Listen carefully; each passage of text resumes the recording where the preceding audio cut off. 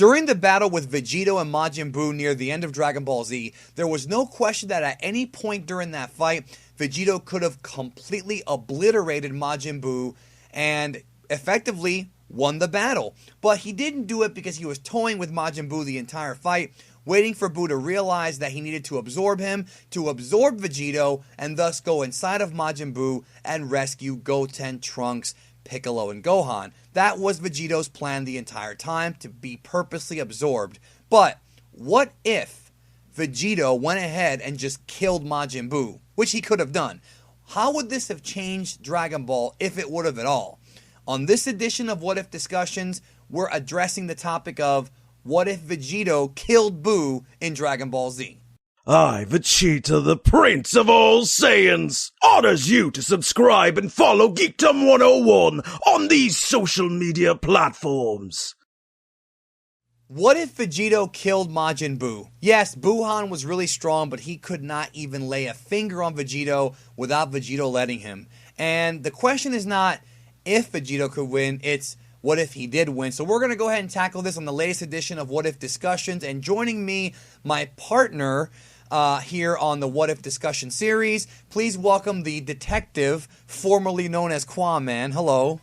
Alrighty guys, it is Quaman here today, also known as Detective Q, and let's break this video down.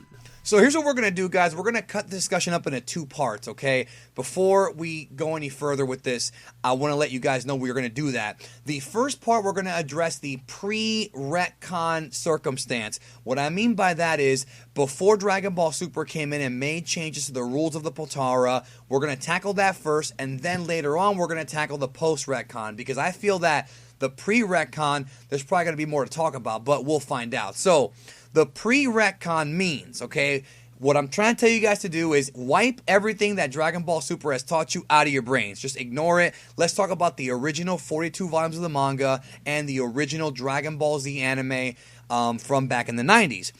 And in the original story, the Potaras were said to be a permanent fusion that you could not unfuse, and they never said anything about the dragons or about a time limit. So we have to go under the impression that the Potaras were indeed permanent. Quaman, what would happen if Vegito finished off Majin Buu? What would be the next step? Well, if we're assuming they're not going to try to use the Dragon Balls to defuse themselves, I think the most logical thing that would happen is that after Buu's dead, they would probably go to the Namekians to make a wish to bring back everybody who's already died, which probably would have been the realistic thing that they probably should have done in the series itself. Honestly, that's a better scenario. They goofed off the entire time when all they had to do was kill Buu, go to Namek, wish him back, and we're good to go. I never understood that. But by trying to keep them alive, they ended up being dead anyways.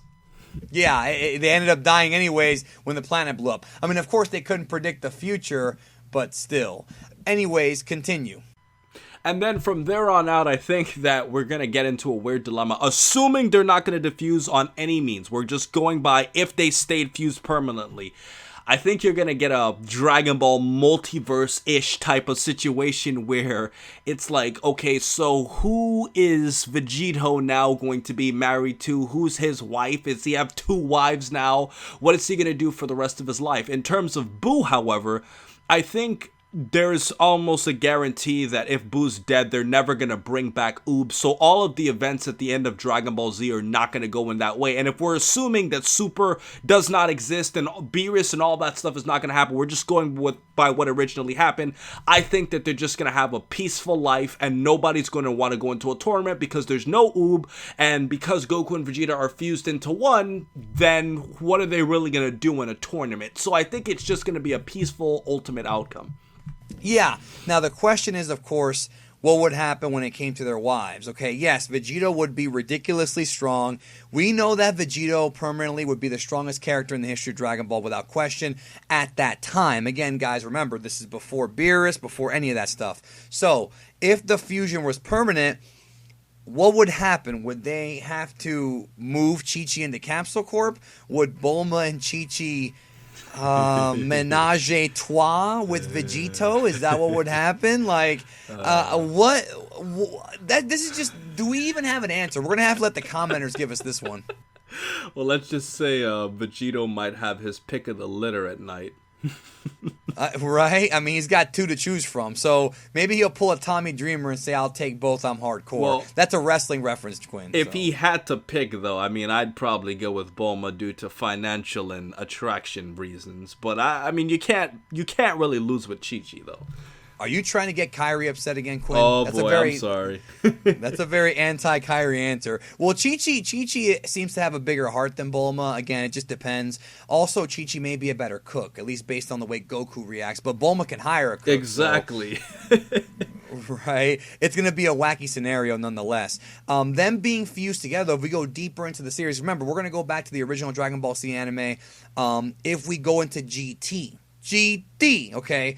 Couple things would change, and I want to get your thoughts also. Number one, we would never have Oob exist because there would be no Kid Buu to reincarnate into Oob. So there would not be an Oob. As a result of that, if Vegito existed, if any kind of threat showed up, whether it be Super 17 or whether it be somebody stronger than that or weaker than that, whatever, I feel like by that point, Quinn, Vegito as one entity would be so strong that there wouldn't be a threat in GT that could screw around with him. They would never have gone into space to find planet M2 or whatever and the machine mutants because of the fact that there was no reason to go into space because Goku probably wouldn't be up in, the lookout fighting the Black Star Dragon Balls anyways. So I just feel like, again, it probably wouldn't happen. But then again, what if Pilaf's gang did go up there and make the wish anyways? Say they did go on an adventure.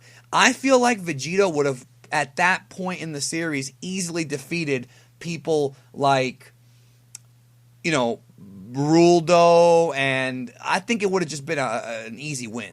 Right, and it's going to be kind of weird if the Pilaf gang, if Vegito was somehow on that, lookout at the time, they're like, turn Vegito into a kid again. That would be kind of weird. They don't even know who Vegito is. Exactly. So, but the weird thing is, though, when you think about it from Vegito's perspective, I mean, the only way a threat could possibly affect the Earth, assuming, obviously the whole Super 17 and the Shadow Dragon stuff doesn't happen, and because the Dragon Balls wouldn't have been used as much, those threats would not have happened. I think the biggest threat to what could have happened on Earth, in my honest opinion, would be if somehow through the magic cosmos of what if scenarios, Baby magically made it to Earth. Now, it's not going to happen because they have to go to Earth to trigger Baby to come to Earth. But if he somehow came to Earth out of his hatred for the Saiyans and he possessed Vegito's body, game over. That's it. Nobody. Because remember, guys, there's no Beerus. Remember, this is the original Dragon Ball Z into GT. Yeah, this is before the Super Retcons. And no Beerus, no Whis, no Omni King. Yeah, they're screwed. And I think the biggest thing you have to think about is Goku and Vegeta are the strongest characters. So if you take Vegeta's body, you have Goku to fight Vegeta. But if they're all in one, well, yeah. So really, the only real threat that would probably happen is probably Super Android 17. And that's only because of the fact that, But actually, no, that wouldn't happen because Dr. Mew was in hell to be with Dr. Gero. So they built 17 together in hell, but if Dr. Mew is not in hell, then that's probably not going to happen unless Gero builds Hellfighter 17 by himself and somehow I don't opens think that would it up. happen either. So that's probably not going to happen, and because of the Dragon Balls, then the Shadow Dragon arc is probably not going to happen because the negative energy wouldn't have been used up as much. So yeah, GT literally doesn't happen, and if it does, they're screwed if Vegito's body gets taken over by some magical means. And the only other thing, too, is that I want to point out is the one thing that might prevent Vegito from getting as strong as you would think, because I would presume that by the time that we get to this part of the series so many years later, Vegito would be easily able to attain Super Saiyan 3. I mean, Vegito can do Super Saiyan 3. We never see it, but we know he can do it because Goku has the knowledge of doing it and Gotenks did it. So obviously Vegito can do it, but you would think that by that time, perhaps Vegito would be able to get past the whole, draining of your power, I guess, handicap. So his version of SS3 would be very, very strong, but the question is, who would Vegito train with? See, if Goku and Vegeta are both inside of one body, there's not really anybody who they could really screw with except maybe, I don't know, Gohan? Like, that could be a possibility. Well, I think that brings us to the next topic of conversation, Geekdom. What we talked about the wives barrier. Now we got to kind of talk about the sons, because it's like, you're half my dad, so what do I kind of do with you? Vegito would have 3 kids, right? Yeah, and then he'd also have grandkids. So it's kind of weird because you really think about so now Bulla, Pan, everybody is literally related to him all at once. He has grandkids. He's like Adam, bro, in the Bible. He's like Adam. He created them all. I think this is funny of a conversation because I think when you think about it, in terms of training, you have to think about the characters that are naturally motivated to train. Goten trained because he was a bored kid. Then when he got older, he wanted women.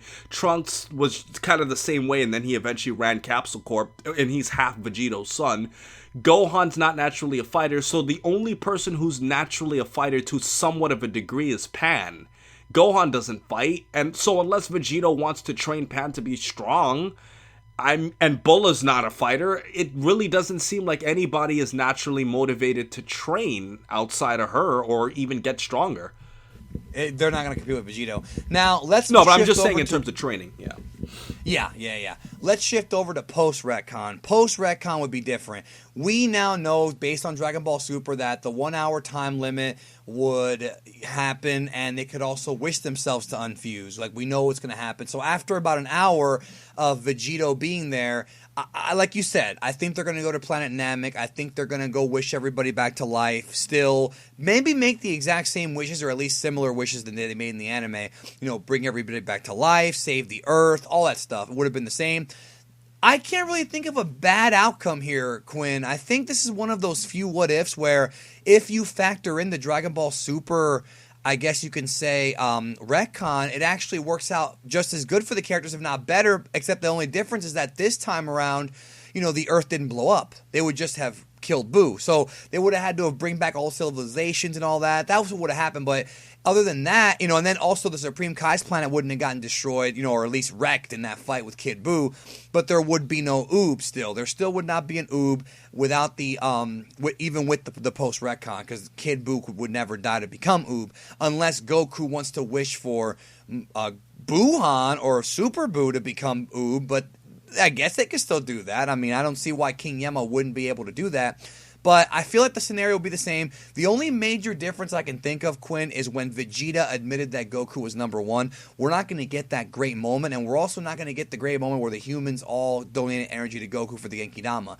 We're missing that, and I think that was a great moment of unity for mankind, and it wouldn't happen. So I just wonder if mankind would be more divided in the real world without Buu being there to retroactively unite them. It's funny you say that, Geekdom, because when you talked about the humans, obviously working together to defeat Buu, it actually made me think of Mr. Satan now, because originally Mr. Satan, he kind of gained a lot of respect of the Z Fighters / Dragon Team members when he kind of got everybody to work together. But in this case, since he wouldn't have had to have done that, he still would be friendly, I guess, with the Z Fighters, but they wouldn't have gained as much respect for him, is my guess here. And he also wouldn't have been as well known for that. But it wouldn't really matter because they would have, re-wished everybody's memories of Buu away. But that's also something interesting with Mr. Satan. Yeah, agreed on that one. And Mr. Satan maybe wouldn't have been accepted as much as he was into the Z team. I mean, he probably would have been because Gohan and Videl would have still hooked up, I think. But I think that Satan helping out really kind of earned respect from a lot of people, when he helped out with the Spirit Bomb. So let us know in the comments section, ladies and gentlemen, what do you think about this what-if scenario? Is there anything you think we missed? If we missed something that might be a crucial point, definitely leave that in the comments. Check out Kwaman's channel and check out the playlist for all the previous what-if discussions. Anything else you want to say before we get out of here? Yeah, I just want to say I think this is, a positive scenario, and if you guys have looked at my what-ifs or other what-ifs me and Geekdom have done, like 70% of the time they ended up in something happening that's bad. Yeah, things end up worse. It's the whole thing about the series story has to go a certain way, or else things could end up totally different. I mean, heck, look at the Trunks arc. So the Trunks future, everything changed because of one guy gets a heart attack and everything changes. It's kind of like that in Dragon Ball. Thank you so much, guys, and we'll talk to you down the road.